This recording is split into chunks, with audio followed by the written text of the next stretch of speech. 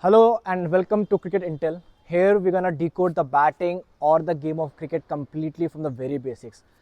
Hi, my name is Rajat and here I'm gonna be explaining you from the very basic of psychological warfare, tactical knowledge with the basics of batting along with how to tackle certain conditions. So if you are new to the channel, make sure you stay tuned. So basically we're gonna start off with the very basic thing, that is gripping. What is a gripping? Now we have got two grips basically. We have got V-shaped grip here. We are making a V shape. If we make a line from here, this line will dissect the outer half of the bat, which goes directly into this. So here I am also not holding my bat completely with my palm. I am maintaining some gap. This will allow me to use my wrist whenever I want. Basically the subcontinent player focuses more on the V-shaped grip because here the ball is spinning more and we can tackle the spin nicely with the use of wrist. Similarly, let's suppose we are playing a fast bowler and we're gonna go and flick it nicely, pick up shot, wrist are very strong and comes into play. So basically those shots are played with the help of a V-shaped grip. The second grip which I'll tell you about is a O-shaped grip. Now O-shaped grip is a grip where I'm holding the bat completely. If you can see, I'm holding the bat with the help of my thumb and my first finger. Here in a O-shaped grip, an overhand grip, what happens is you become really good on the horizontal bat shots, like really good. You see the ball halfway there, bat will come nice and easy. The limitation of both these grip lies with the batsman. If let's say the batsman is playing up the order, they will face some more of medium paces, right? So they can go with the O-shaped grip. They are playing on a flat track where the ball is coming nicely on the bat. They don't have to take the hassle of okay, I have to flick it here, I have to do this and do that. They basically have to leave the ball, punish the short balls and make runs while surviving. So it depends on what kind of shape of grip you are taking according to the batsman you are and the conditions you are playing in. Preferably I'll say whatever you are comfortable in, focus on those grips. We talk about me, I am in Indian subcontinent where the ball spins a lot. I have to counter the spin, I have to counter the reverse swing, I have to counter the new balls. So I particularly go with the V-shaped grip. So these are two things about the gripping. Secondly, let's talk about how and what to do when you come to this area.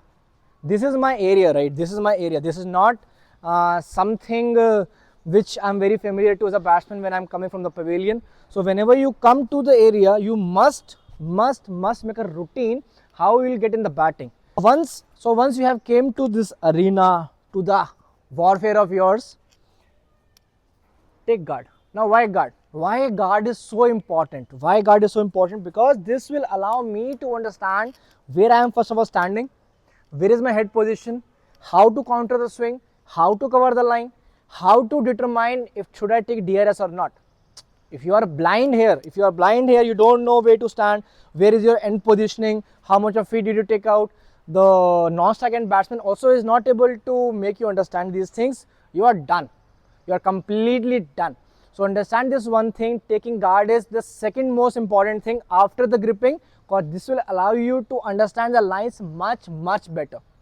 Now we have got leg stump guard here with the umpire. What we'll do, we don't say it loudly. Cricket is a gentleman's game.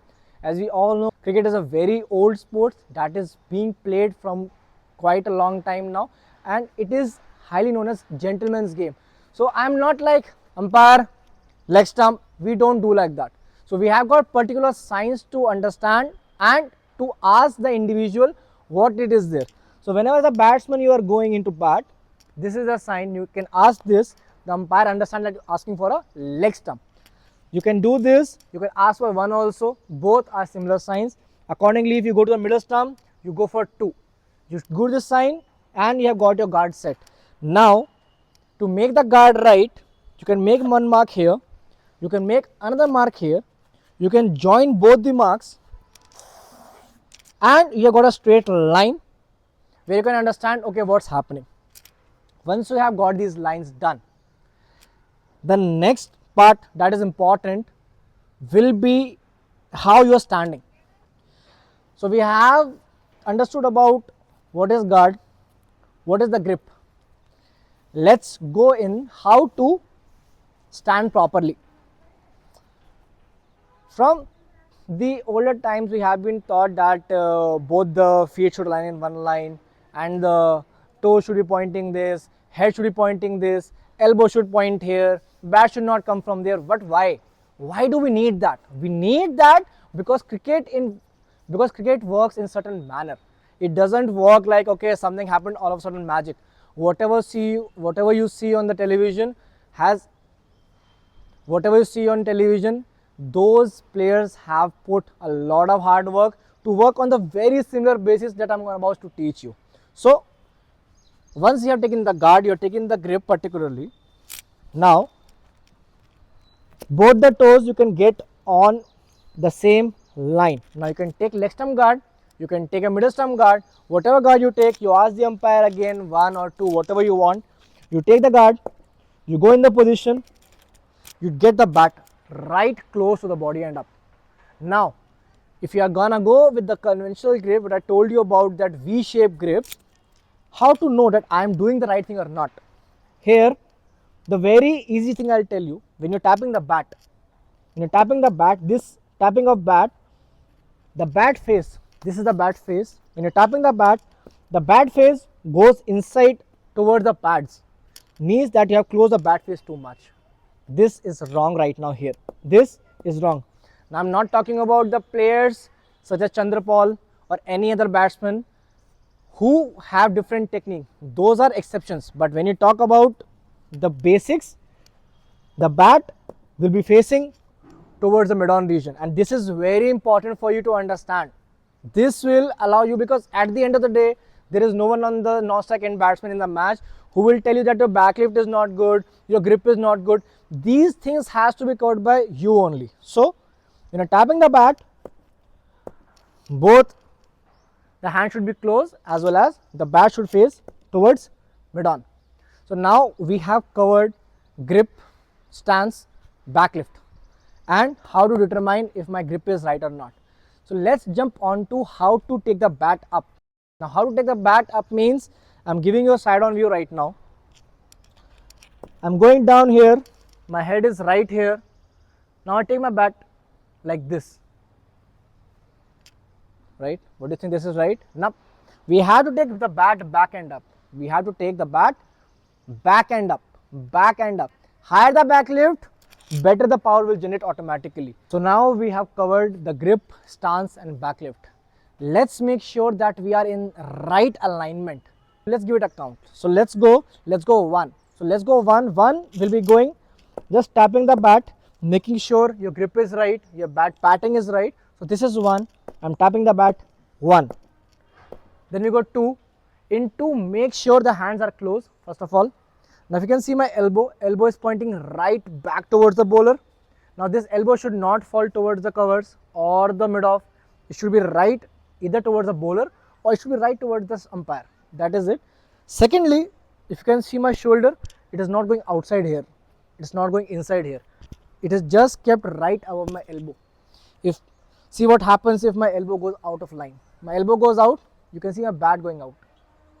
My elbow goes in, my bat comes in. Anything which is getting disturbed here will for sure make your shot also go in a bad positioning. So what we have covered: grip, stance, back lift, elbow position, shoulder position, head position. Lastly, one of the most important factor which will determine you how strong is your foundation is from where your bat is coming. Now you'll see again I'm again and again repeating the same thing. Don't take exception into consideration, please. Steven Smith is doing like this, Chandrapal did like this, Kumar Sangakkara did like this, or any other batsman. If you are taking for exception, don't do that. We are talking here about first the basics. Later on we'll see what is the thing that you are comfortable in, and secondly what suits you. Every other batsman you will see the end position will be coming in this. That's it. This is the end position. You can also stand like this if you want, but will it help you to come? See how much of head movement is there. I'm moving my eyes continuously. Do you think can you focus on the ball if your head is moving here and there? No. So whatever dancing you want to do happens before the jump of the bowler. Once the bowler has jumped, you want to be as still as possible with the right basics what is being taught to you.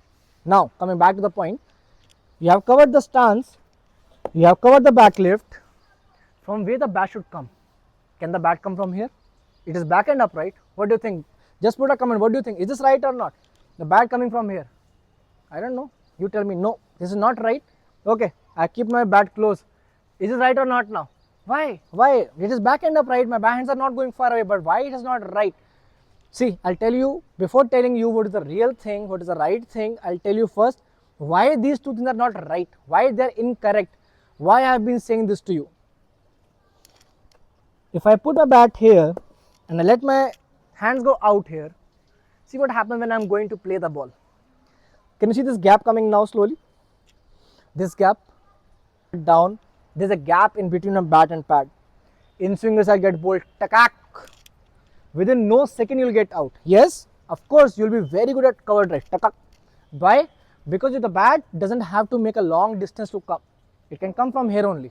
But bowler is not your friend. Bowler is pretty smart. They will know these movements. Why do you think the captain is there? Why do you think the slip cordon or the keeper speak to the bowler? Because they can see that you're lacking in some skill. And that skill is the bat is coming far away. Not just cover drives. Even though he'll bowl 2-3 cover drive, one straight drive, mostly your head will fall. Remember one thing in batting. The very, very important thing in batting is this head. This head. The most important thing is head positioning. If my head falls here, my body will follow.